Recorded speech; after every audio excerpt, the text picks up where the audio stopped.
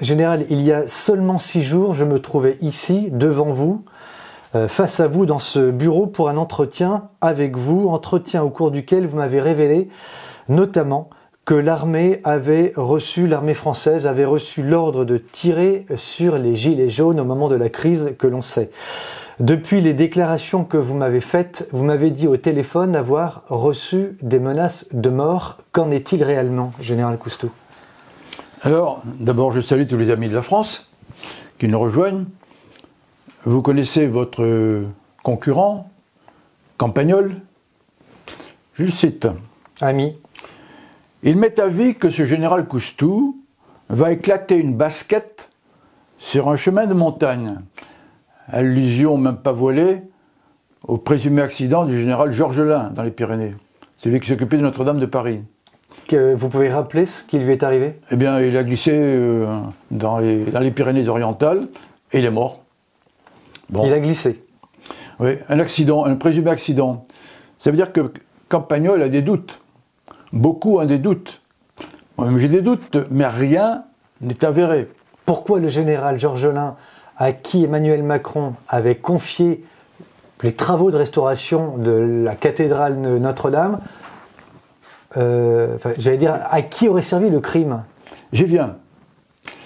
Il y a quelques jours, M. Robert Badinter était porté au nu, au motif qu'il était à l'initiative de l'abolition de la peine de mort. C'était sous le règne du président François Mitterrand. Bon, au passage, cette abolition ne recueillait pas l'approbation de la majorité des Français. Juste une petite remarque, nous sommes dans la démocratie quand même. Or, je crois me souvenir que M. Bérégovoy, M. de Grossouvre se sont suicidés, ou ont été suicidés. Il faut quand même le faire. Il y en a un qui s'est suicidé en se tirant 2 balles dans la nuque. Bon, qu'est-ce que ça veut dire ? Ça veut dire que pour des malfrats, des criminels de haut vol, on abolit la peine de mort, dont acte, mais quand quelqu'un sait trop de choses et qui risque gêner, eh bien on le supprime. Vous savez trop de choses, Général Cousteau ? Bon, moi j'en sais pas plus. Vous dites trop de choses ? Oui, non, pour les gens qui sont suicidés. Alors peut-être que le général Georges Lain en savait trop. Peut-être, c'est une hypothèse, avait-il l'intention de se repentir. Mais cet accident est pour le moins suspect. Alors, pourquoi je parle de ça ? Parce que je n'ai pas ni l'aura, ni l'autorité, ni la position des gens que je viens de citer. J'ai eu des menaces de la part d'une source, mais non directement de celui qui voulait me menacer. Alors qu'en est-il ? Parce que je me suis exprimé sur une radio nationale, en l'occurrence Sud Radio, avec M. Berkoff. Et chez nous aussi. Oui. Ça a chagriné visiblement beaucoup l'hôte de l'Élysée. Et il m'a été dit que j'avais 2 options. Soit je me taisais jusqu'aux élections européennes. On me demande pourquoi d'ailleurs, pourquoi pas après.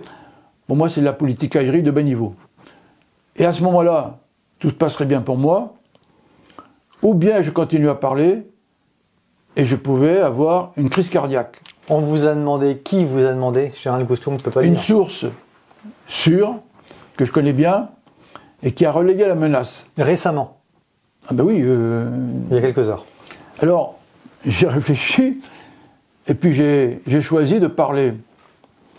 Pour quelle raison avez-vous choisi de parler ? Ben parce que je suis en quête de vérité, et que la vérité, ça gêne le pouvoir.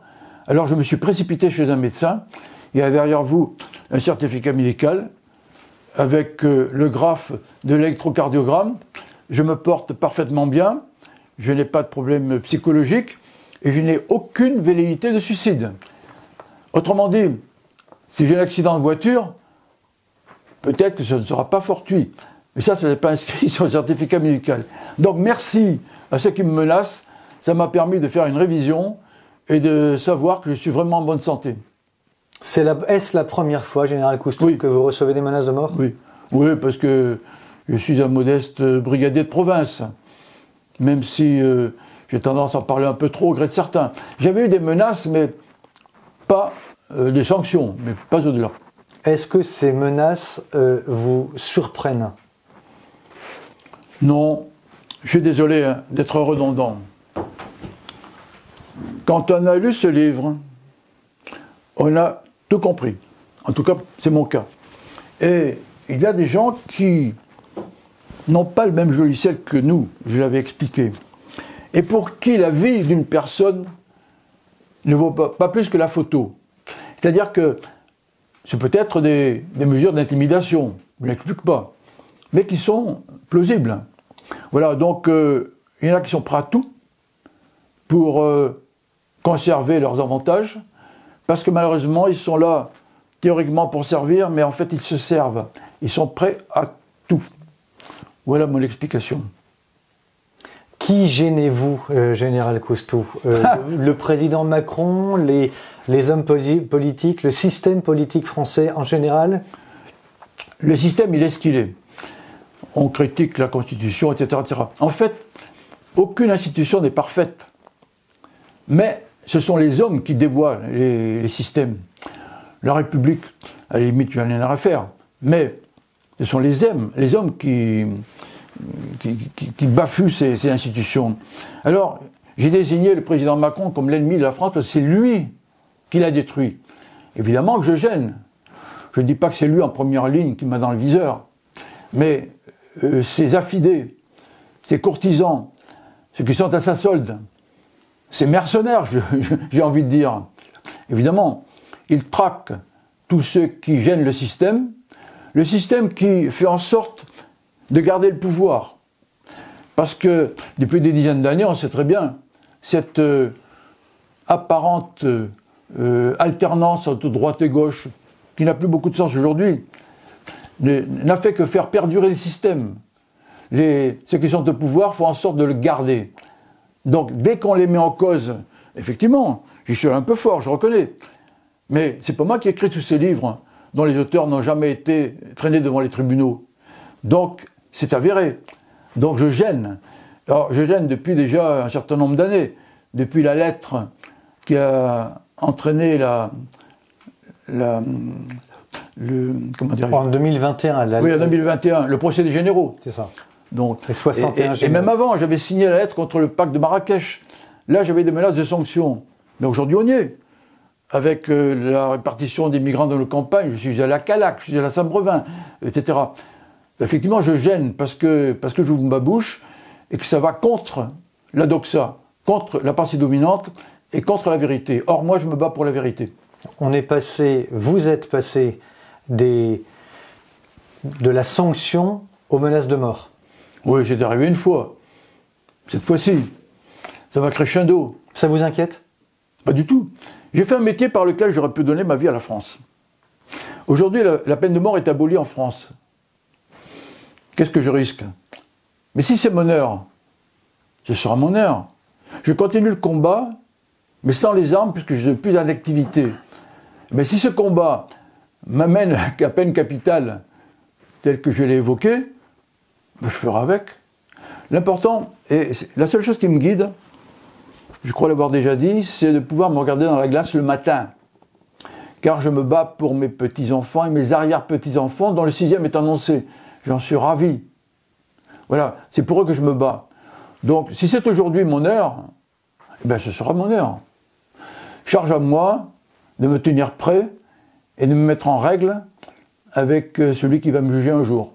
Pour quelle raison, Général Coustou, êtes-vous le seul général d'Ozès à parler aussi fort aujourd'hui, de manière abrupte? Il y en a d'autres, oui. Il y en a d'autres. Qui le font sous d'autres formes. Récemment, les 2 généraux là, du cercle, je ne me souviens plus exactement de l'appellation, sont des gens qui font du renseignement, il y en a un certain nombre, et ils ont adressé une lettre au président contre ses velléités de faire la guerre. Ils se sont adressés publiquement. Et ça parle un certain nombre de médias, 12 généraux, c'est pas rien. Il y en a d'autres qui parlent autrement. Mon camarade et ami Jacques Hogarth, Alain Corvèze, Henri Roure, etc. Donc il y en a d'autres. Alors, chacun le fait avec ses moyens, à sa manière, avec son style. Le mien est ce qu'il est. Moi, j'écris très peu, je n'ai jamais écrit de livre. J'ouvre ma bouche. Voilà. Il y en a d'autres qui le font. Alors, qui sont peut-être pas médiatisés comme moi, mais moi, je ne suis pas tellement médiatisé. C'est pas mon truc, d'ailleurs. Hein. Je ne suis pas un général de plateau télé, vous le savez. Cela dit, rien ne pourrait vous faire taire aujourd'hui. Absolument. Ah ben, il ne manquerait plus que ça. Nous sommes dans un pays qui se réclame de la liberté d'expression. C'est bien qu'il y a de la censure partout. Dès qu'on gêne, je ne vois pas ce qui pourrait me faire taire. Hein. Même le masque, là. Non, non. Je suis en quête de vérité. Et je suis en quête de vérité que je veux proclamer au profit de mes successeurs. Général Coustou, on ne cesse d'entendre parler d'invasion russe sur tous les médias, sans aucune exception d'ailleurs. Poutine a envahi l'Ukraine, dit-on, ce qui est faux, parce que si tel avait été le cas, il n'y aurait plus de Zelensky, plus d'Ukraine telle qu'on la connaît aujourd'hui, et les chars russes seraient à la frontière polonaise.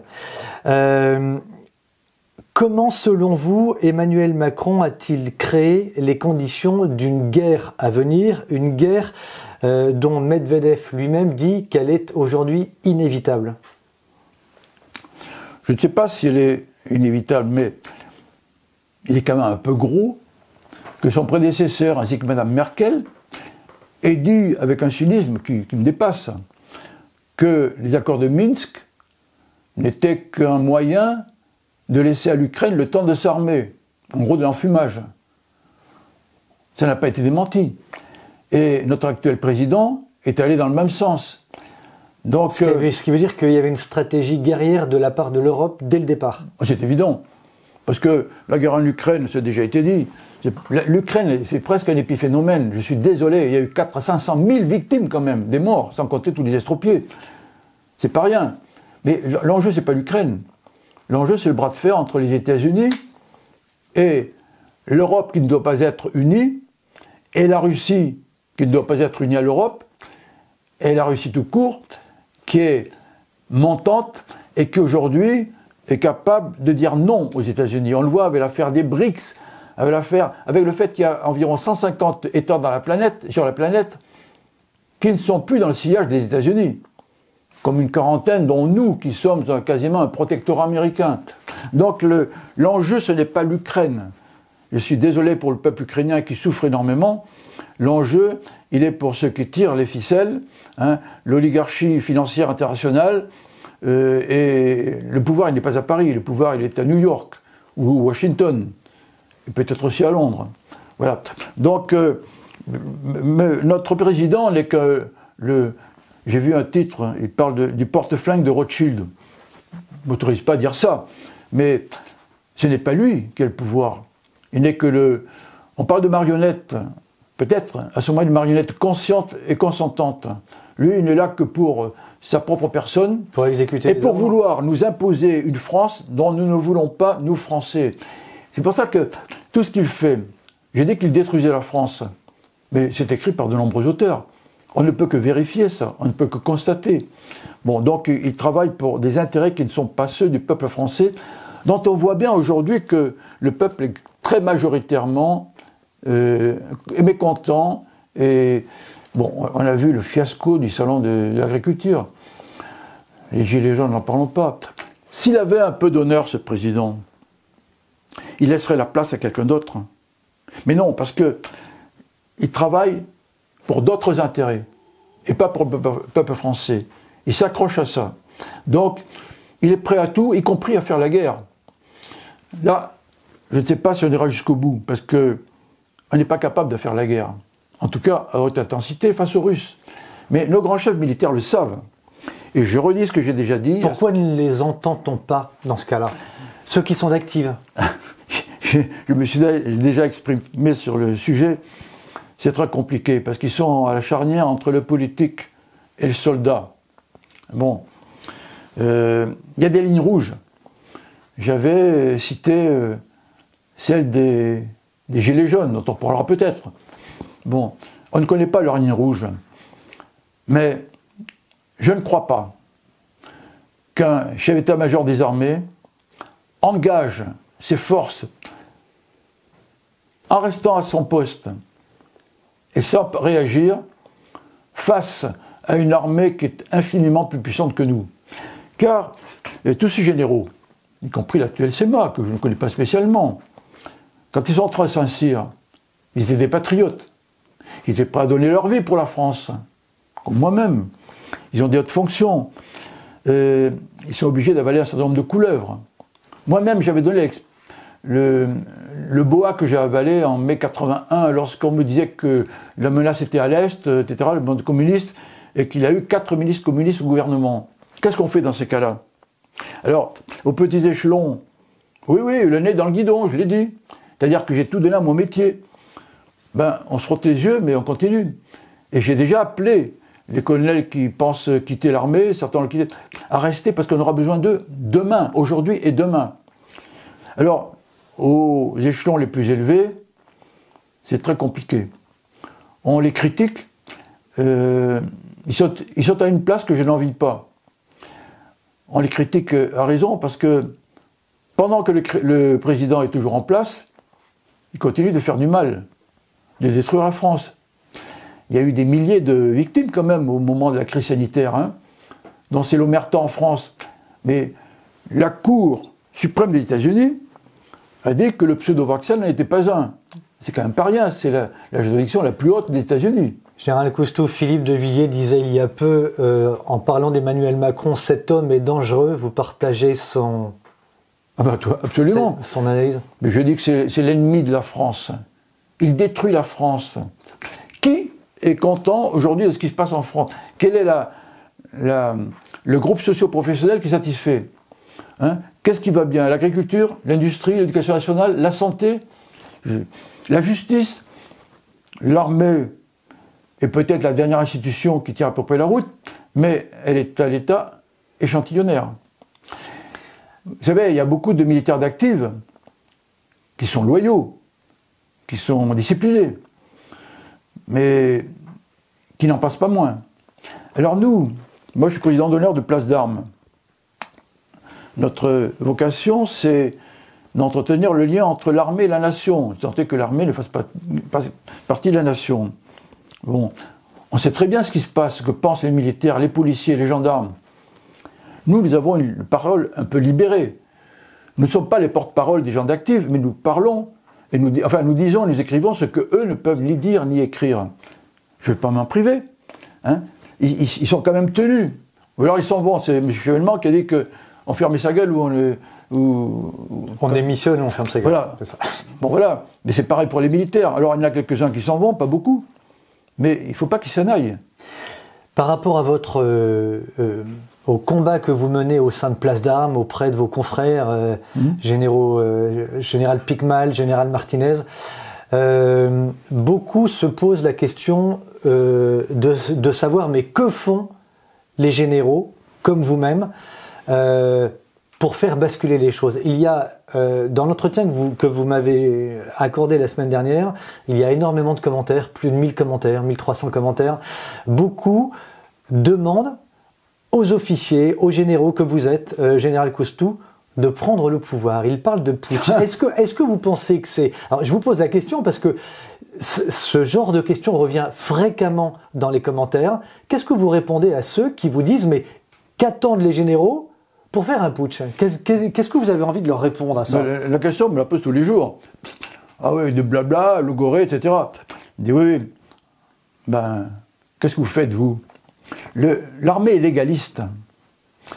Elle obéit au pouvoir politique que vous avez élu, vous, Français. Il faut qu'ils aillent secouer leurs élus, en commençant par les maires.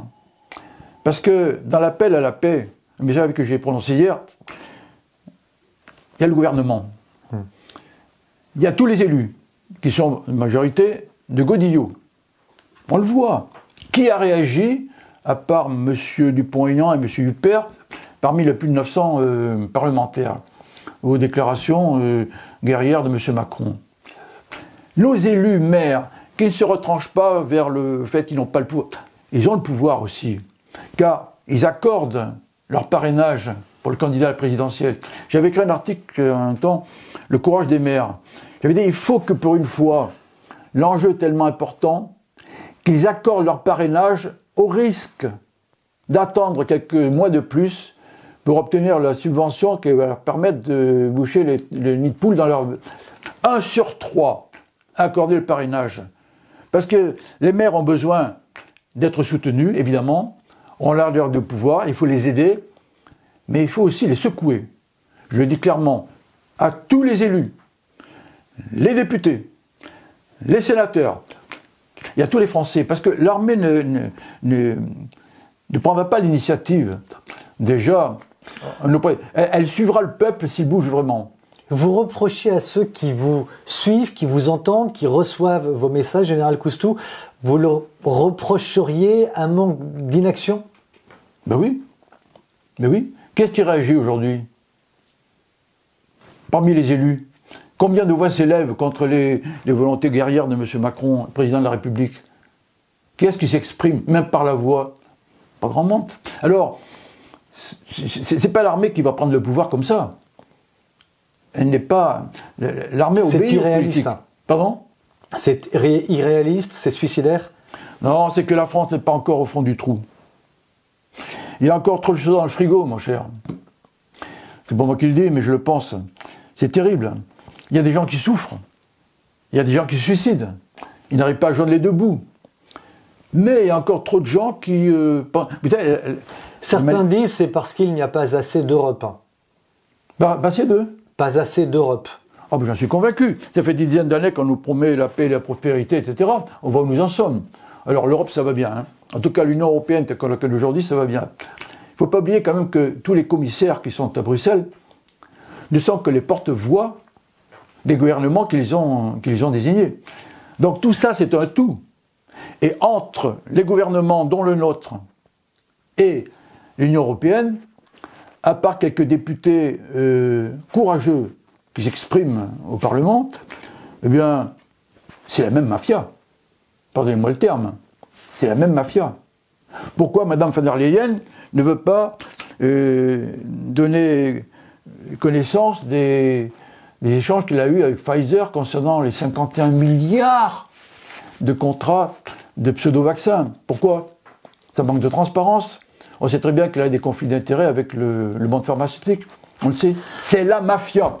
En 2021, Général Coustou, vous avez donc écrit une supplique avec 61 de vos frères d'armes à Emmanuel Macron, ah oui. Afin de l'interpeller sur le délitement de la France à tous les niveaux. Vous a-t-il répondu? Emmanuel Macron vous a-t-il répondu? Non. Non, il a envoyé sa meute, c'est-à-dire le Premier ministre de l'époque et une demi-douzaine de ministres, pour nous salir, essayer de nous ridiculiser, ils ont menti, hein. Le bras droit de l'époque du ministre de l'Intérieur a menti. Elle a menti. Il n'a jamais daigné nous adresser une parole. Lui, le chef des armées, il ne sait pas ce que c'est qu'un chef. Un chef doit protéger ses subordonnés. En revanche, il nous a envoyé son ministre des armées de l'époque qui a voulu lui sanctionner. Voilà la réponse du chef des armées. Le mépris le plus complet.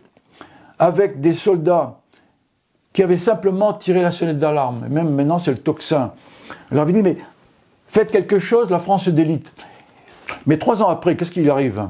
Qu'est-ce qu'on peut constater? Est-ce que la situation a changé? Oui, elle a empiré. Elle a empiré. Donc, notre alerte de l'époque était quand même fondée. Alors, on nous a accusés d'être politisés, etc., de ne pas proposer de solutions. Nous posions simplement un constat. La France se délite, alors, mesdames et messieurs les gouvernants, faites quelque chose pour que ça cesse. Le premier, parce qu'en fait, le pouvoir est entre les mains du président de la République, hein, où j'ai traité de tyran il n'y a pas longtemps. C'est un tyran. Tout le pouvoir sont entre ses mains. Il fait ce qu'il veut, quand il veut, et tout le monde suit. Donc, notre appel de 2021 n'a pas reçu d'écho, pas plus qu'aujourd'hui nos alertes, pas plus que notre lettre ouverte du 20 novembre, nous avons adressé au président de la République, chef des armées, une lettre ouverte au président de la République et chef des armées, co-signée par maître Fabrice Bonnard, avocat qui avait été le premier à me proposer de me soutenir lors des procès généraux, et normalement, on aurait dû avoir un retour. Alors, il faut quand même que les Français le sachent. Il y a une loi de 2022 sur les lanceurs d'alerte qui donne aux lanceurs d'alerte un statut juridique pour les protéger. Et selon le décret d'application qui est sorti il y a quelques mois, le destinataire avait obligation de nous répondre, au moins de dire on a bien reçu, on va étudier. Rien. C'est-à-dire qu'il foule au pied une loi qui vient à peine de promulguer. Et nous sommes dans un état de droit. C'est plus de la dictature. Nous sommes dans un régime de tyrannie.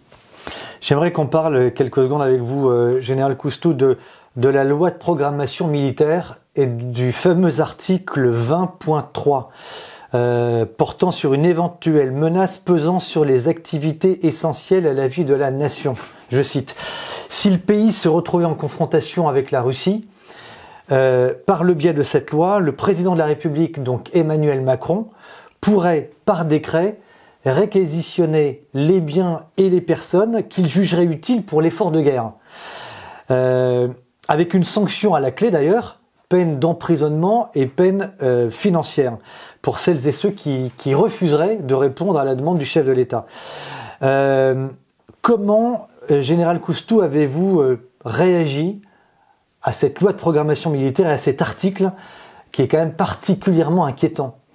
Si ce n'est pas de la tyrannie, je ne sais pas ce que c'est. C'est un abus de pouvoir. Le caractère liberticide de ces dispositions a été dénoncé par beaucoup.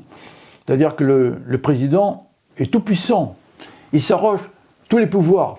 Alors, c'est-à-dire qu'il peut réquisitionner les biens et les personnes, comme bien lui semble, par simple décret. Qu'est-ce que ça veut dire? Nous sommes en démocratie. Actuellement, je sais qu'il y a des... Donc ça veut dire on passe sur la consultation de l'Assemblée nationale? Pour l'instant, oui. Actuellement, je sais qu'il y a les réservistes sont concernés parce qu'il y a un état des lieux sur les gens mobilisables, avec deux options. Jusqu'à 72 ans, avec sans doute aller sécuriser les Jeux Olympiques, ou bien, notre option, peut-être l'Ukraine. Je ne vois pas qui a envie d'aller se battre en Ukraine. Pourquoi je parle de ça? Parce que ça va dans le sens de la question, tout ça se tient. Le chef d'état-major de l'armée de terre lui-même dit que pour 2024, les Jeux Olympiques seraient un enjeu majeur. Donc on a besoin de l'armée pour aller sécuriser les Jeux Olympiques ou pour faire un certain nombre d'autres choses qui ne relèvent pas de sa fonction, de sa raison d'être. C'est encore la conséquence de l'impéritie des gouvernants depuis des dizaines d'années. Ça ne date pas de M. Macron, mais il est quand même au pouvoir depuis 7 ans. Eh bien, on a besoin de l'armée pour aller s'occuper, faire du maintien de l'ordre, ou... C'est pas la vocation de l'armée. Voilà, donc cette loi et ces dispositions sont extrêmement dangereuses, parce qu'une fois de plus, ce sont des dispositions liberticides qui tentent à nous rendre à l'esclavage. Vous voyez, il y a de la gesticulation au sujet de sa volonté de faire la guerre. Pourquoi? On sait qu'on n'a pas les moyens. L'armée française, en haute intensité... Donc c'est un suicide. Si on n'a pas les moyens, c'est que c'est un suicide. Ça peut être de la gesticulation. Alors, pourquoi fait-il ça? Ça peut être une stratégie.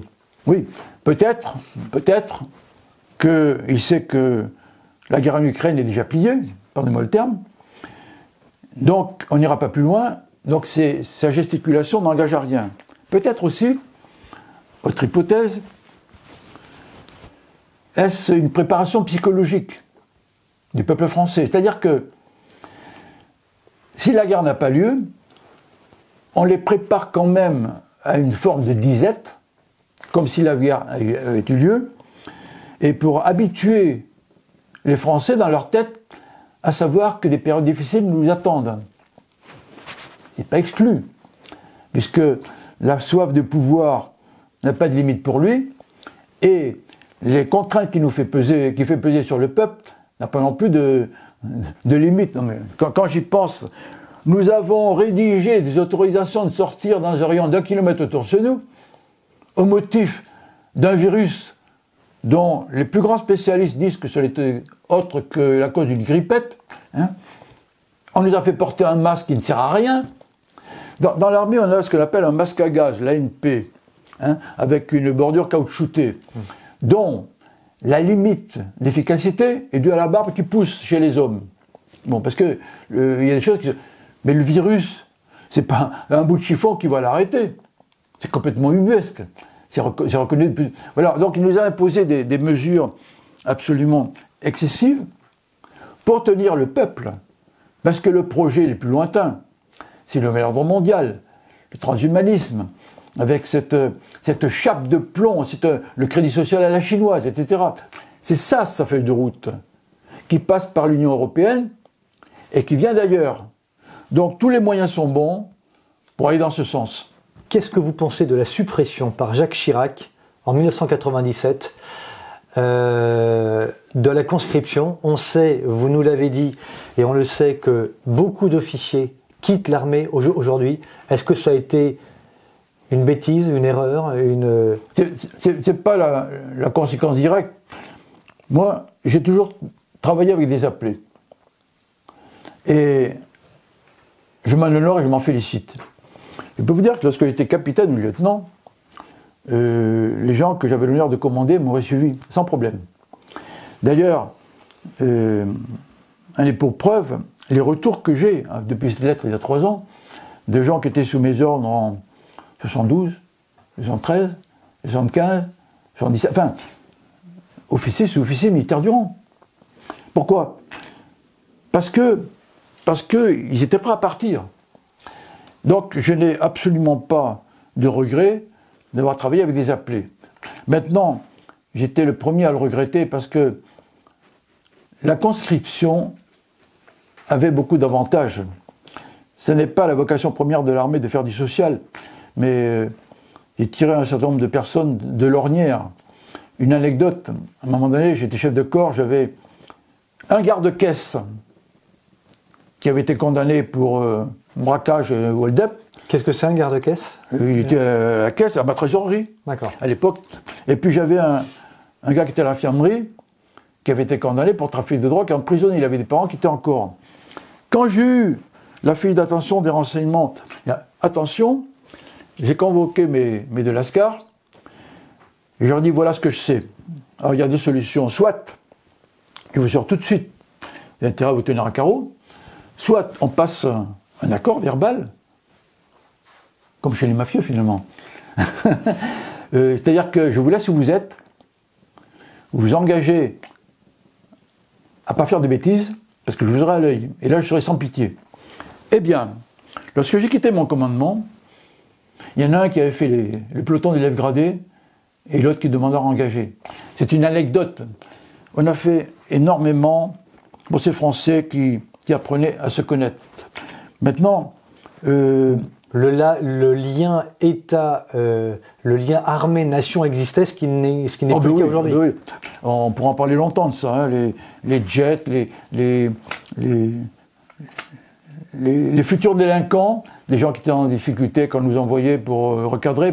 Pourquoi? Parce que l'armée a des méthodes qui sont claires, qui ont fait leurs preuves, et elle a des valeurs qui sont toujours valables. On va dire oui, il ne faut pas regarder l'histoire dans un rétroviseur, vous êtes vieillot, conservateur. C'est pas ça. On peut profiter de la technologie, mais nous devons maîtriser tout ça. Il n'empêche qu'il y a des valeurs et des façons de procéder qui sont toujours valables. Un exemple tout simple, la méthode globale et la méthode syllabique pour apprendre à lire à nos enfants. Ah oui, mais il faut être clair, moi j'ai 6 enfants. Ils ont tous appris à lire avec les méthodes syllabiques, avec un succès complet.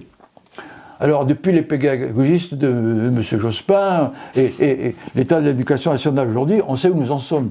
Donc, le service national a été en plus suspendu au motif d'inégalité, sauf qu'il était inégalitaire d'abord pour les fils à papa et à maman, qui excluaient leurs enfants. Et aujourd'hui, il en serait de même d'ailleurs. Hein. Je ne sais pas que je dis ça. Concernant la guerre en Ukraine, est-ce qu'il y a des ministres qui sont prêts à aller là-bas? J'avais parlé du pont d'Arcole. Est-ce qu'il y a des ministres qui sont prêts à envoyer leurs enfants? Des députés qui sont prêts à lâcher leurs enfants pour aller en Ukraine? Bon, on est toujours dans le même système.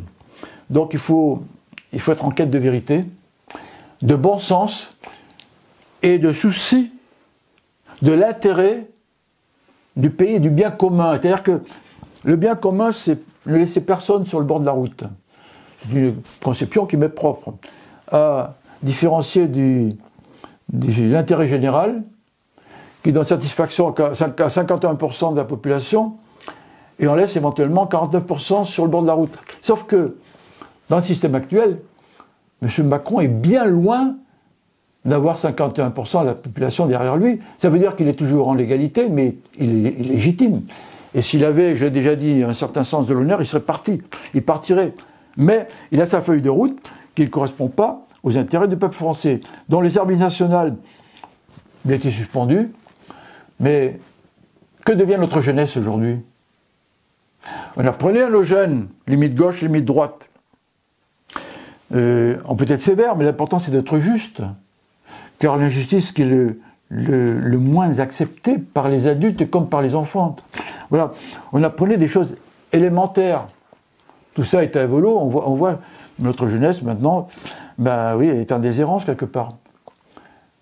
Alors il y a des gens qui font des efforts, les enseignants, ils font ce qu'ils peuvent. L'autorité est bafouée, il n'y a plus d'autorité. Mais le responsable de la crise d'autorité, c'est celui qui a l'autorité suprême. Que ce soit à l'échelon de l'État, dans l'armée, ça tient encore, éducation nationale. La justice à deux vitesses. L'autorité, c'est quelque chose de fondamental. S'il n'y a pas d'autorité, c'est le bazar. Effectivement, chez nous, c'est un peu le bazar. On va rester poli. Hein. Je vais vous poser une question qui va vous surprendre, mon général. Non. Elle est le préambule à une autre question sur laquelle je vais vous amener dans quelques secondes. À quoi ça sert un général? Ben, à ouvrir sa gueule quand il est en deuxième section. Non, en fait... Pour les non-initiés. Non, mais en général, il y a deux grades. Hein. Général de brigade, 2 étoiles, et 3 étoiles, pour général de division. C'est simplement un échelon hiérarchique. C'est plus haut, échelon hiérarchique. Mais, vous savez, quand j'étais en situation de responsabilité, j'ai toujours dit à mes subordonnés les plus proches qu'ils avaient le devoir de me dire s'ils n'étaient pas d'accord avec moi. Pourquoi? Parce que s'ils n'étaient pas clairs avec moi, ça veut dire que on pouvait tous aller au casse-pipe, eux y compris. C'était une trahison. Et moi, j'ai eu un certain nombre de fois des difficultés avec mes supérieurs parce que je n'étais pas encore général, mais j'allais dire à mes supérieurs que je n'étais pas d'accord avec eux ce que je pensais, pas sur le front des troupes. Hein. Je vais leur dire que ça ne plaît pas la vérité, y compris pour les chefs militaires. Voilà. Alors en général, c'est un échelon hiérarchique. Et un bon chef s'enquiert de l'avis de ses subordonnés, évidemment. Personne ne peut... Et le problème du chef actuel, le chef des armées, il n'a pas compris ça. Il en fait qu'à sa tête. Pas seulement au plan militaire, de manière générale. Voilà, donc un général, ça sert à aider son échelon supérieur avant d'être lui-même chef. Notre président n'a pas compris ce que c'était un chef encore. Quand il dit « c'est moi le chef », mais on n'a pas besoin de dire qu'on est le chef, ça s'impose naturellement. Je vous posais cette question, Général Coustou, parce que j'aimerais que vous nous parliez un petit peu de votre parcours. Vous avez 79 ans? Bientôt, pas encore. Bientôt. Avec les menaces qui pèsent sur moi, je ne suis pas sûr d'y arriver. Vous êtes issu d'une famille modeste. Très. Vous êtes né donc en 45, d'une famille catholique. Un vendredi 13, et par 13. césarienne. J'étais trublion dès le départ. Vous êtes d'une famille catholique, je me trompe? Tout à fait. J'ai appris que votre maman savait à peine lire et écrire et que votre père était métayer. Oui. Et vous êtes, vous, personnellement... vous êtes personnellement papa de 6 enfants. Oui. Et je sais enfin que vous avez passé 6 mois en ex-Yougoslavie. Qu'est-ce qui vous a destiné à la carrière militaire, Général Coustou? C'est très simple. D'abord, j'ai souhaité être gendarme. Parce que né par césarienne, ma mère ne pouvait pas travailler à la ferme. Mon père est passé à la gendarmerie. Et puis, toute mon enfance, toute ma jeunesse a été baignée dans le monde de la gendarmerie. Mon père, mon oncle, mon grand-père, plus tard mon beau-père. Mais quand je suis entré en Saint-Cyr, j'espérais être gendarme, sauf que mon classement ne me l'a pas permis. Alors j'ai choisi l'infanterie, et j'ai découvert quelque chose que je ne connaissais pas. Pour moi, c'est l'arme du commandement par excellence, l'arme du contact avec les hommes. À l'époque, j'avais que des hommes. Maintenant, il y a peut-être des femmes dans l'infanterie, j'en sais rien. Et ça a été ce qui m'a passionné dans mon métier. Il était recommencé, je referais la même chose. La connaissance, on pourra en parler longtemps de ça, hein. La connaissance, et je dirais même l'amour de ces hommes. Parce que si on va à Casse-Pipe, on y va tous ensemble. Juste une anecdote. Le lieutenant d'infanterie qui doit donner l'assaut doit choisir le meilleur de ses hommes en tête. Car sinon, la section risque de se faire ratatiner. Qu'il passe à gauche ou à droite, ça peut être déterminant. Il faut qu'il connaisse ses hommes. Et même si le premier, le meilleur, a des problèmes personnels privés, sans faire de l'ingérence, il doit le savoir. C'est une équipe. S'il y a le contact avec les hommes, au moment de l'assaut, ces hommes le précéderont pour le protéger.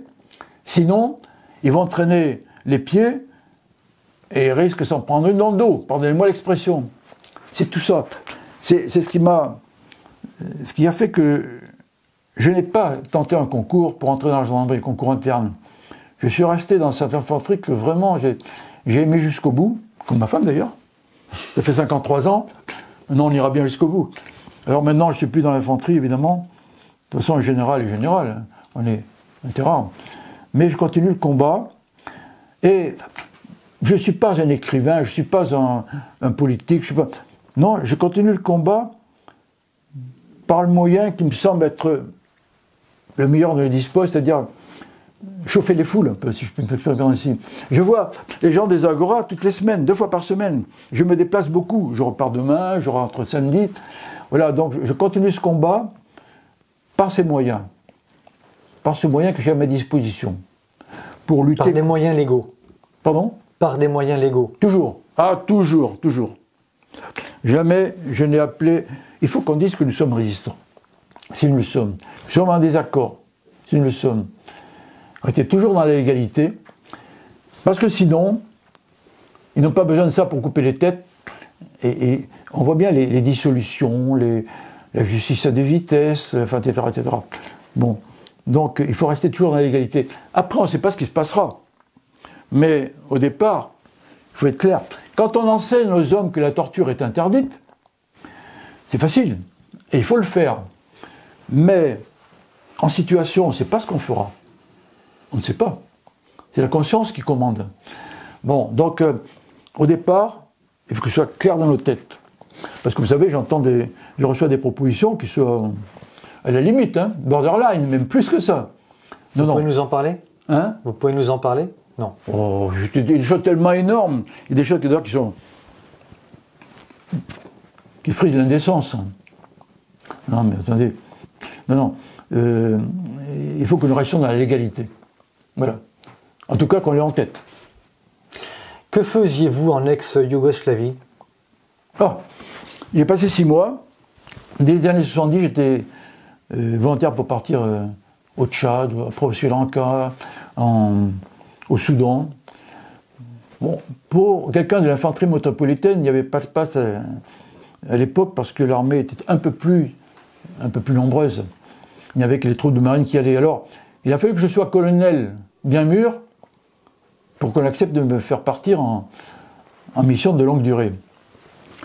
Je faisais partie de l'ECMM. Alors, c'est une mission d'observation et de renseignement sur le terrain. Nous étions tout en blanc. Et j'avais la chance d'être à la fois, entre guillemets, le chef de corps des observateurs français. Nous étions détachés auprès du ministère des Affaires étrangères. Et puis aussi, l'officier de liaison auprès de la Fort Pronu. Passionnant. J'ai fait 2 postes en Bosnie, à Srebrenica au nord, et à Medjugorje, après, un peu plus au sud, pour voir sur le terrain quel était le travail des observateurs. Ça nous permettait d'aller où nous voulions, de rencontrer qui nous voulions, mais pas pour des informations d'ordre militaire, pour des informations de tous ordres. On faisait remonter les renseignements vers les capitales européennes. Et ensuite, j'étais à Zagreb pendant presque 6 mois. On est en quelle année à ce moment-là? 94-95. Et alors là, on m'avait dit, attention, en 95, il y a des élections, vous allez recevoir des visites de ministres, machin. Vous rigolez. Ils étaient trop occupés à s'occuper de leur campagne électorale, savoir ce qui se passait là-bas. Alors, j'ai découvert un monde invraisemblable. Il y aurait de quoi écrire des bouquins. Un étude de la vie, plus on en apprend, et moins on comprend, a dit quelqu'un. C'est un panier de crabes entre les intérêts divergents des institutions, des États qui interviennent à l'extérieur, des particuliers, des politiques, des armées. J'ai vu des choses invraisemblables. Vous avez des anecdotes croustillantes à nous faire partager? Il y en aurait trop. J'étais avec un grec, à un moment donné, Grégory Paparambou, je ne sais pas s'il m'entend là. Il doit être à la retraite. Peut-être, vous entend-il. Et il était. Son épouse était prof de français à Athènes. Et on a passé un séjour extraordinaire ensemble. Mais Diogoré, ça n'a pas duré longtemps. Il n'a jamais prononcé un mot de français avec moi. On parlait toujours en anglais. Il n'est pas très à l'aise. Des choses incroyables. Ouais, pour détendre un peu l'atmosphère. Je regarde, j'ai dit son nom, mais maintenant, il y a prescription. Un jour, il y a moi, on rencontrait qui on voulait. Il me disait, André, vous n'êtes pas des Balkans, vous ne pouvez pas comprendre. Mais on était aux antipodes. Il aimait bien le whisky, il fumait comme un champ, et puis un peu coureur du jupon. Moi, c'était pas mon truc. Comme ça, mais on s'entendait merveilleusement. Et un jour, il envoie un message à Zagreb en disant, il faut absolument que je revienne à Zagreb. I need fucking. Bon, je ne vais pas vous traduire.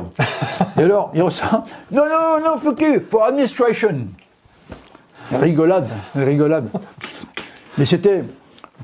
Non, mais ça, c'était pour une anecdote croustillante. Non, mais j'ai vu des choses, des trafics en tout genre, un vrai panier de crabes. Mais aujourd'hui, est-ce que le problème est réglé?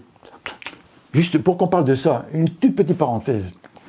J'ai appris hier que, au Kosovo, le Kosovo demandait à ce qu'une base de l'OTAN soit installée, une base américaine soit installée de manière pérenne. Et il demande son rattachement à l'OTAN sans perdre de temps. Y aurait-il un problème dans la région? Deuxième information. En Albanie, il y a une base américaine très importante qui a été inaugurée, une base américaine évidemment, pour soutenir les actions de l'OTAN dans les Balkans. Tiens, il y a donc un problème dans les Balkans?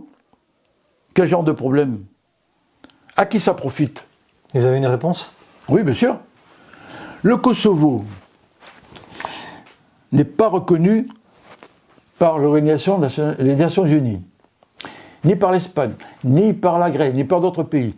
Le Kosovo a été inventé ou déclaré indépendant à la suite de cette guerre qui a consisté à balancer un certain nombre d'obus sur la population de Belgrade pendant plusieurs semaines, qui a fait 3000 morts. 3000 morts!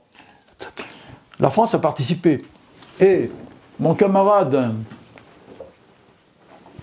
je l'ai reçu aujourd'hui, mon camarade Jacques Hogar, qui était à l'époque au Kosovo, a démissionné quand il s'est aperçu qu'il travaillait non pas pour la France, mais pour la CIA. Donc, le Kosovo a été voulu par les États-Unis et ça continue. Ça veut dire que les intérêts américains ne sont pas les nôtres. Mais ce qui est gravissime, permettez-moi, je ne veux pas dire de bêtises.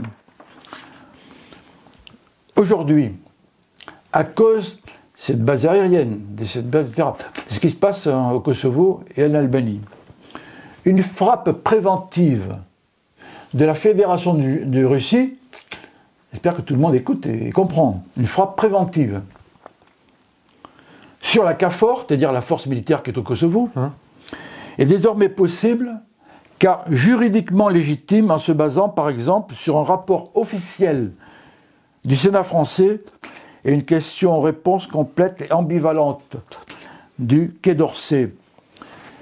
Le 20 novembre dernier, avec M. Bonnard, que j'ai déjà cité, nous avons adressé au président de la République, ils ont souverainement ignoré une lettre ouverte en dénonçant l'ambivalence de la politique étrangère du Quai d'Orsay.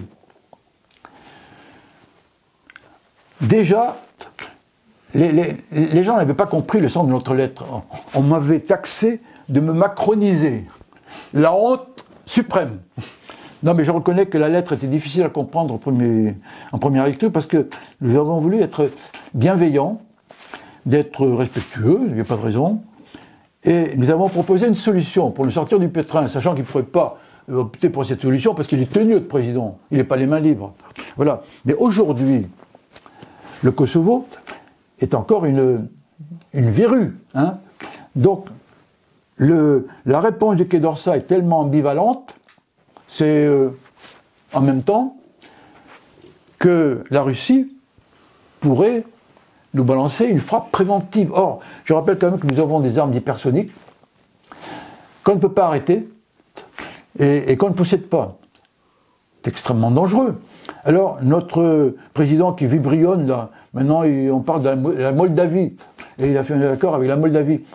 Est-ce que nous avons des intérêts là-bas? Donc je crois qu'il faut être très prudent, parce que là, le Kosovo, ce n'est pas l'Ukraine ni Gaza, c'est tout près de chez nous. Hein, c'est une encablure. Hein. Et là, on commence à jouer avec le feu.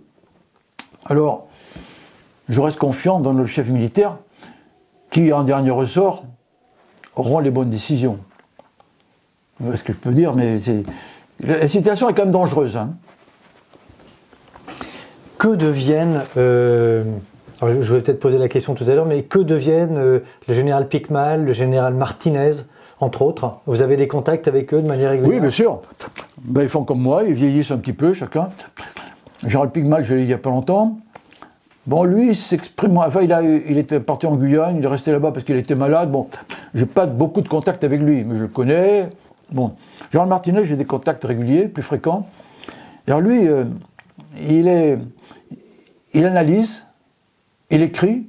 Il a écrit une tribune remarquable qui est parue sur Place d'Armes il y a la semaine dernière, je crois. Voilà, donc, il continue dans son domaine de prédilection, c'est-à-dire l'analyse, le renseignement et l'écriture. Voilà. Donc, ils se battent chacun là où ils peuvent. Le général Pikmal est quand même beaucoup plus âgé que moi. Enfin, beaucoup, je ne sais pas exactement. Bon, je sais qu'il a eu des ennuis de santé.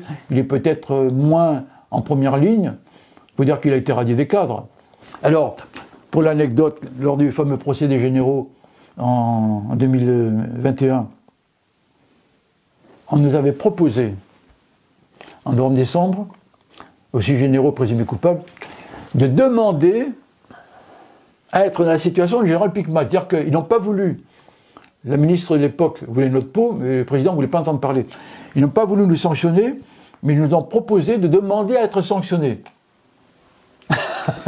Alors, bon, il y a ça veut dire quoi? Non, mais c'est une pantalonnade. Alors, ce que je regrette, c'est que la lettre nous a été envoyée par un militaire. Ça, c'est une affaire de politique. Mais passons.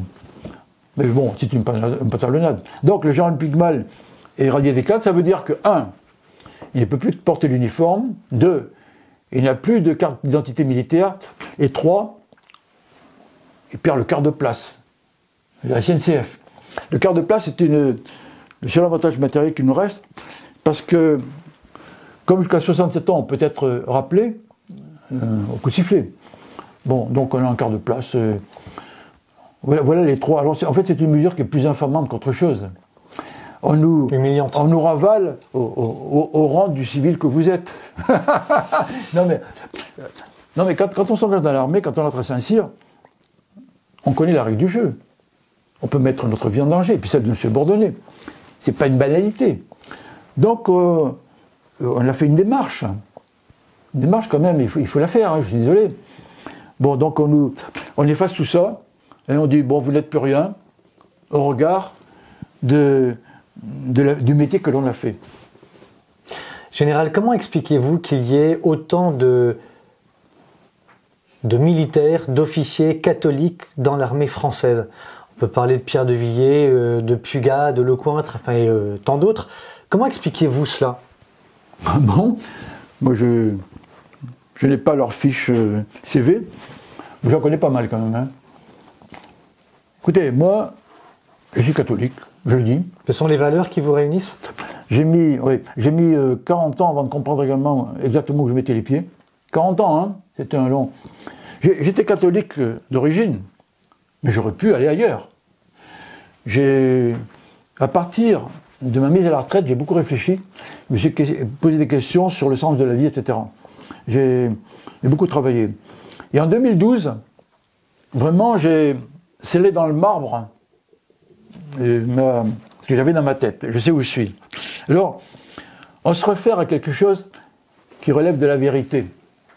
Moi, je suis en quête de vérité. Le reste, ça ne m'intéresse pas.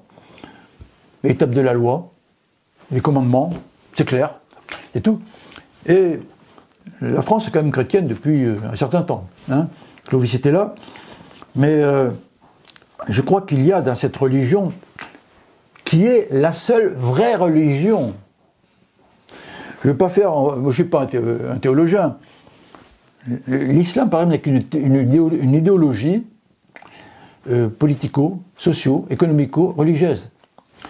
Mais le bouddhisme, ce n'est pas une religion, c'est une philosophie, etc. etc. C'est la seule vraie religion dans la mesure où Dieu s'est fait homme. Alors on y croit ou on n'y croit pas. Mais il suffit de regarder la France vue d'avion, dans toutes les villes, villages, hameaux, il y a un clocher.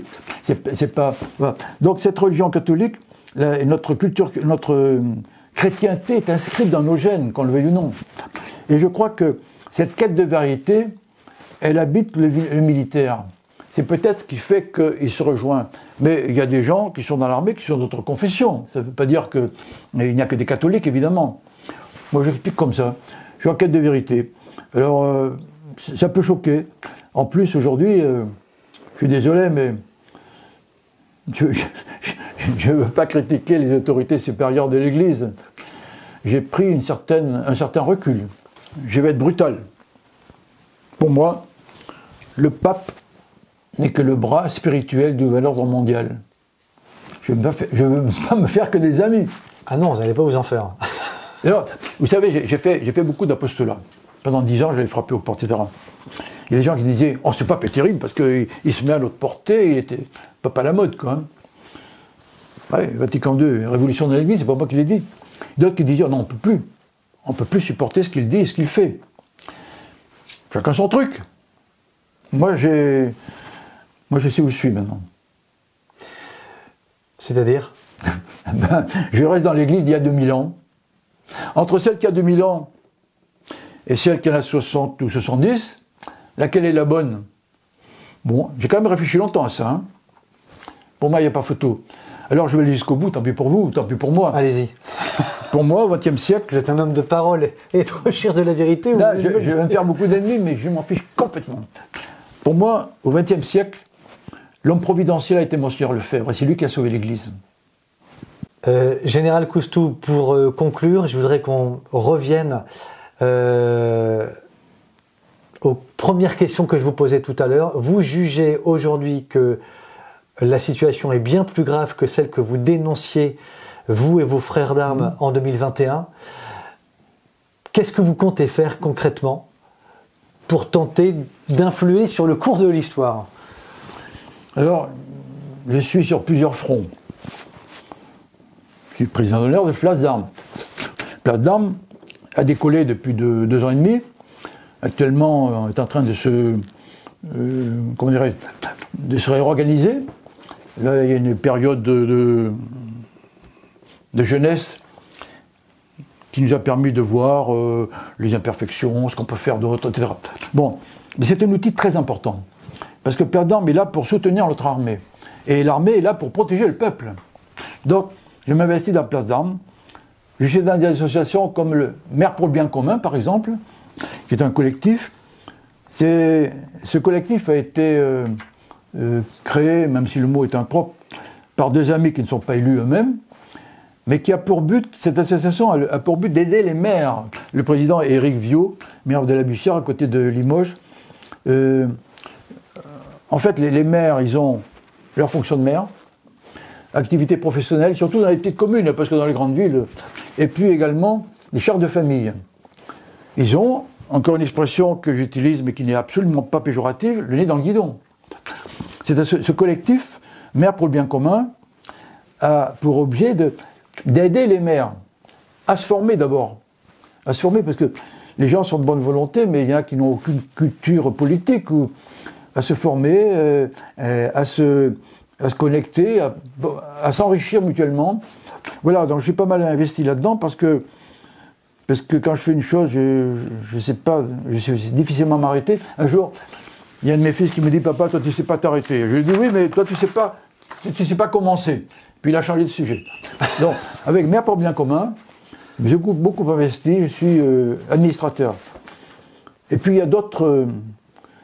a d'autres supports, d'autres choses que je fais, parce que, comment dirais-je, mon cheval de bataille principal, il n'est même pas dans ces deux associations. Il y en a d'autres. Je vais aux Agora 2 fois par semaine ici. Il faut conserver le contact avec les gens. Je rencontre beaucoup de monde. Des gens qui, entre guillemets, résistants à quoi? Résistants à la soumission, à la tyrannie. On a envie de vivre normalement. Et la crise Covid a été un immense révélateur. Les gens se sont levés et réveillés, pour certains, pas tous encore. Hein. Voilà. Alors, je ne peux pas parler de tout parce que ça mûrit. Ça mûrit. On en reparlera bientôt peut-être. Vous recherchez de l'aide auprès du public, auprès de certaines personnes? Ah ben oui, c'est pour ça que je rencontre les gens. Et quel type d'aide? C'est très simple. Les gens que je rencontre, d'abord, je ne rencontre pas n'importe. Quelquefois, ça peut être des gens que je rencontre au hasard ou des gens qui viennent vers moi. Je cherche ce qu'ils ont dans le ventre, entre guillemets. Est-ce qu'ils ont envie de faire quelque chose? Est-ce qu'ils ont envie de faire que la France redevienne une France saine et pas une France frelatée comme celle que nous avons? Je cherche des gens qui ont un peu de courage, de volonté. Il y en a beaucoup plus qu'on le croit. Et ces gens-là, j'essaie quelquefois, je suis un peu comme garde de triage, parce que parmi les choses qu'on me propose, il y a un peu de tout. Il y en a qui sont plus dans l'action, d'autres plus... il y a un peu de tout. Mais je recrute, je l'ai dit d'ailleurs, je crois chez vous. On peut vous écrire où ça, général? Ben ici. On me téléphone tous les jours. Non, mais... Et heureusement que demain je m'en vais jusqu'à la fin de la semaine, parce que ça devient difficile. Hein. Moi, je ne demande rien. Et ce sont les gens qui m'appellent. Pourquoi? Peut-être parce que j'ouvre ma bouche un peu plus fort que certains autres.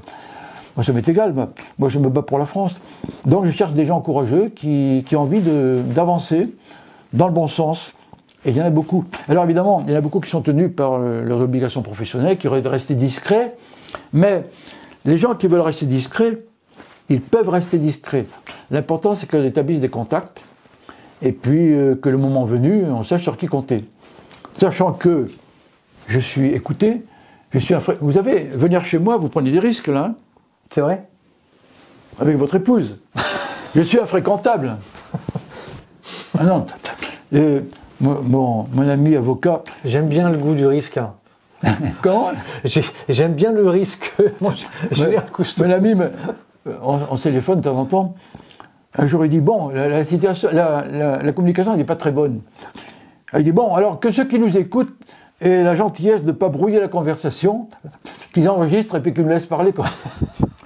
Mais évidemment, je sais, je suis infréquentable. On m'a interdit de rencontrer un général en 2e section il y a quelques semaines, en France, en 2024. Qui ont? Vous ne pouvez pas le dire.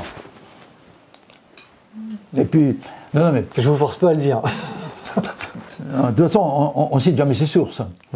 Mais dans mon métier, c'est sûr. Dans le vôtre non plus. Pardon? Dans le mien, ça c'est certain, mais dans le vôtre non plus. Ouais. De toute façon, la torture est interdite.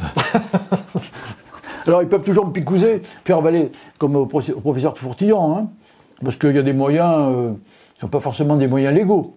Moi, j'appelle toujours à la légalité. Mais je sais très bien que, vis-à-vis de moi, il peut y avoir illégalité. C'est clair. Cette menace qui est plausible en est un exemple. La légalité peut aller jusqu'où lorsque vous estimez que le système est illégal? Après, il y a un problème de conscience. C'est le fameux devoir de désobéissance, la fameuse circulaire Palagos. C'est ça. C'est-à-dire qu'un ordre, bien, on l'exécute quand on est soldat. Mais si l'ordre est manifestement illégal, vous allez torturer cet homme pour le faire parler quoi qu'il en coûte. Eh bien, le subordonné peut dire non. Alors, aux échelons subalternes, on le comprend très bien. C'est facile, c'est clair, manifestement illégal, dans ce cas-là. Dans d'autres cas, c'est plus difficile. Et c'est la question, j'avais évoqué la question des gilets jaunes, là. Alors attention, là on m'a fait dire n'importe quoi. Je n'ai jamais dit que le président avait donné l'ordre de tirer sur les gilets jaunes. C'est pas du tout ça. Mais ça mériterait un développement quand même. Je ne peux pas en parler comme ça. Mais on est un petit peu dans ce cas de figure. C'est-à-dire que dans la mesure, je vais directement à la conclusion, mais ça mériterait un développement. Dans la mesure où le président choisit, décide de mettre l'armée entre les manifestants et des lieux à protéger, il admet le risque que les soldats, au nom de la légitime défense dont ils bénéficient de par les textes, malgré toutes les directives rigoureuses sur les conditions d'ouverture, il prend le risque d'un dérapage, parce que les gilets jaunes ne sont pas des malfrats, ils ont été infiltrés. Il y avait des gens qui les manipulaient, et puis il y en a un qui peut disjoncter. Ça veut dire que le soldat, lorsqu'il est acculé, à moins qu'il soit armé dans lance-pierre, ce qui n'était pas le cas, quand on va faire la marine noire, on a des râteaux, mais là, les gens étaient armés. Donc le président, qui n'a pas donné d'ordre contraire à l'ouverture du feu, admet de facto que ce puisse être possible. C'est ça la réalité. Alors, on pourrait parler encore de ça, mais voilà, donc il n'a jamais été question d'accuser le président d'avoir dit qu'on devait tirer, surtout pas qu'on devait, même qu'on pouvait. Il n'a rien dit, donc il ne dit mot consent. Légitime défense. Un soldat, c'est pas un policier ou un gendarme qui fasse laisser insulter, cracher au visage. Je ne dis pas que les gilets jaunes faisaient ça. Mais face à une foule, le soldat, il n'est pas formé pour ça. Il peut avoir des réactions qui ne sont pas maîtrisées par les chefs, malgré les ordres qu'il reçoit. Et c'est là que la responsabilité du président est entière. Et c'est là qu'on voit que peut-être il n'a pas mesuré entièrement la portée de cette décision. Et c'est là que peut-être il était un peu jeune dans le métier. Parce qu'on pourrait donner des antécédents, par exemple du temps de M. Chirac, où... ouais, enfin, je ne veux pas en parler plus, sauf si vous me tirez les verres du nez. Cela veut dire quoi? Vous avez des choses... Non, je ne sais pas combien de temps vous... Bon, ben, en Algérie, on faisait du maintien de l'ordre. On l'appelait guerre, parce qu'on a utilisé des modes d'action de l'armée, dans la mesure où en face, c'était des guerriers. Mais mon père, qui était gendarme à l'époque en 1958, il était en Algérie, parce que l'armée n'agissait que sous le contrôle d'officiers de police judiciaire. C'est clair, c'était du maintien de l'ordre. Alors, je me souviens, à la suite de la lettre de 2021, Jean Bentéja, ancien chef d'état-major des armées, ancien chef du cabinet militaire du président, avait donné une interview à M. El Kabache. Pas toujours en notre avantage, mais la fin était très intéressante, parce qu'il expliquait bien que l'armée n'est pas faite pour faire du maintien de l'ordre. Et à la fin de son intervention, il a dit « Si c'est la guerre civile, sans doute qu'il faudra bien qu'on y aille. Mais, avant, il avait expliqué que, je ne sais plus à quelle année, la situation en France était très chaude. Il devait y avoir un conseil, et avant le conseil, le général Bentéja est allé voir le président Chirac et lui a dit « Monsieur le Président, si vous engagez l'armée, je démissionnerai. » À quoi le président a répondu, parce que le président, il avait fait son service, il connaissait l'armée. « Mais mon général, ne montez pas sur vos grands chevaux, il n'allait pas question. » Voilà. Ce que je veux dire, c'est que le SEMA savait très bien quel était le risque encouru, et le président l'avait également très bien compris. Voilà. Donc, il n'y a pas eu d'engagement de l'armée. Mais c'était un peu, comment dire, un peu risqué. Donc, l'engagement de l'armée en maintien de l'ordre, qui est conforme au texte, dans la mesure où ce sont des forces de troisième catégorie. C'est un engagement qui était ultime. Alors, sauf quand c'est quand on est un État, quand le général commandant la région prend la main, comme l'article 16, puis un plus bon, peu importe. J'ai la mémoire qui flanche. Non, comment dirais-je, le soldat n'est pas fait pour faire le maintien de l'ordre. Donc, on ne peut pas utiliser l'armée à n'importe quoi. On l'utilise dans le cadre de catastrophes naturelles. Je me souviens, la crise de la paille en 75-76, la grande sécheresse, la Cadiz, le Touré Canyon, la marée noire, la crise des détonateurs sur les côtes bretonnes. J'étais à l'état-major à l'époque. Des milliers de détonateurs qui se déversent sur nos côtes. Alors, on avait fait intervenir l'armée. Alors, il y en a, j'ai vu un détonateur, d'autres qui mettaient une cloche, d'autres qui les récupéraient et d'autres qui les détruisaient parce que on ne peut pas faire sauter les détonateurs sur place. Alors, il y avait c'était un chargement qui venait de Scandinavie. Alors, pour la petite histoire, on a trouvé beaucoup de choses sur les plages. Il n'y avait pas que des conteneurs de détonateurs, des conteneurs de motos, de cigarettes, etc. Et bizarrement, lorsque nos militaires sont allés sur les plages, ils n'ont pas tout retrouvé. On a su qu'il n'y avait pas que des détonateurs. Ce que je veux dire, c'est que l'armée intervient là, en botte, avec un ciré et une pelle, pour décaper les roches. Ça, c'est l'aide à la population, dans le cas quand il y a des tempêtes, juste comme ça, des catastrophes naturelles ou pas. Mais le maintien de l'ordre, c'est une autre histoire. L'armée, parce que dans le premier cas, l'armée, c'est simplement de la main-d'œuvre pour aider les gens, les inondations, que sais-je encore. Mais dans le deuxième cas, il y a une paire de manches, parce que si les soldats sont armés, le soldat, il tue sur ordre. Je répète souvent cette phrase du général Lecointe. Ben oui. Parce que si on ne touche pas sa cible du premier coup, c'est le tireur qui devient la cible. Moi, c'est ce que m'a enseigné à Saint-Cyr avec la fameuse méthode de Montauban. À l'époque, on nous enseignait à tirer au but du premier coup. Oui. Alors après, avec les armes nouvelles, on balançait beaucoup de munitions, plus légères, plus rapides. Bon, à la sulfateuse, quoi. Hein. Non, mais le soldat, lui, il est là pour faire la guerre. Et dans certains cas, pour protéger. Je l'ai dit hier dans le message pour la paix. Parce que les gens ne se rendent pas compte. Je ne suis pas va-t-en en guerre. Je ne suis pas agressif. Je n'ai pas envie que ça dégénère. Mais la non-violence de Gandhi, pour les pacifistes béats, il disait le lapin, la non-violence du lapin, ça n'a aucun sens. Si quelqu'un est face à vous, qu'il est impuissant à nous faire du mal, c'est pas de la non-violence, c'est de l'incapacité. Maintenant, si on a face à un colosse qui peut nous écraser et qui ne nous fait pas de mal, c'est de la vraie non-violence. C'est pour ça que l'armée, c'est simplement le moyen de se défendre, de défendre notre population. Hein. On a ce pouvoir-là, aux ordres bien sûr, légalement, mais moi je ne suis pas pour, évidemment, je ne suis pas un va-t-en-guerre. Alors les pacifistes, ils ne comprennent pas ça. Moi je suis pacifique, je ne suis pas pacifiste. Hein. On a la devise de l'école de guerre, c'est « civis pacem parabellum ». Si tu veux la paix, prépare la guerre. C'est le principe de dissuasion. Mais de toute façon, même une loi, si elle n'est pas contraignante, elle ne sert à rien. Donc il faut qu'il y ait derrière une contrainte, au moins morale, pour dire, ben oui, il faut respecter la loi. Voilà, donc tout se tient. Et ben, aujourd'hui, je suis plus pacifique que jamais. Mais attention, hein, si on vient chez moi, je ne me laisserai pas faire.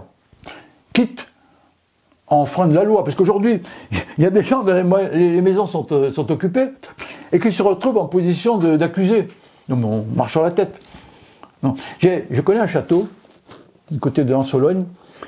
Je visitais un jour avec mon épouse, et le propriétaire, et je lui dis, c'est très bien, vous n'avez jamais été cambriolé? Il me dit non. Tous les châteaux des environs ont été cambriolés, sauf le mien. Bon, parce qu'ils savent que je les attends. C'est tout. Il n'a jamais fait usage de ses armes. Voilà, c'est ça. Bon, il n'y a pas un minimum de dissuasion. Donc moi je ne suis pas dans un château. Je ne suis pas armé. J'ai une fourche. Je bricole un peu. J'ai une faux. Je ne suis pas con. Bon, non, il faut être sérieux. Il y a des limites. On voit des gens qui se font agresser dans la rue.